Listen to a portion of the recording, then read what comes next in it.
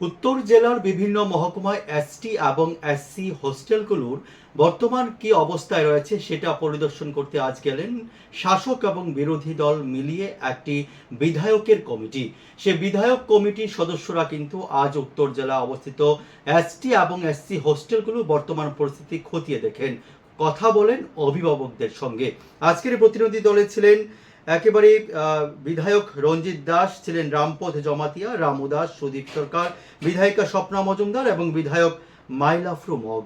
আজকের এই পরিদর্শনকালে কিন্তু এনারা বিভিন্ন ত্রুটি বিচ্যুতিগুলো খতিয়ে দেখে এবং ভবিষ্যতে যাতে এগুলো শুধরিয়ে খুব দ্রুত অভিভাবকরা যেমনটা চাইছেন এসটি এসসি হোস্টেলগুলো চলুক, রাজ্য সরকার ঠিক তেমনটাই চালাবে এমন কিন্তু প্রতিশ্রুতি দিয়েছেন।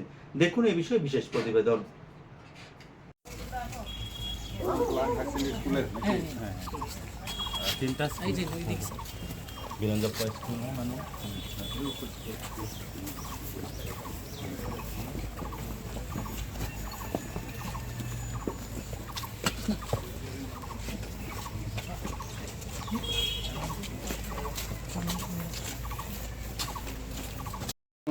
প্রমোদ রিয়াং একটি নেতৃত্বে এমএলএদের টিম এসেছিলেন। তারা আমাদের হোস্টেল ঘুরে দেখলেন কি ব্যবস্থাপনা আছে বাচ্চাদের জন্য, তাদের থাকার ব্যবস্থা, খাওয়ার ব্যবস্থা, তাদের বাথরুম সবকিছু ওরা ঘুরে দেখেছেন, ওদের সাথে কথা বলেছেন, গার্ডিয়ানদের সাথে কথা বলেছেন।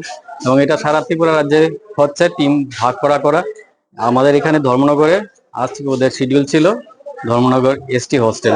যদিও এটা এসটি হোস্টেল বলা হয়, এটা যে এসটি এসসি থাকতে পারে। এখানে আমাদের ইনটেক ক্যাপাসিটি 30, কিন্তু বর্তমানে এখানে 15 জন এসটি স্টুডেন্ট থাকে।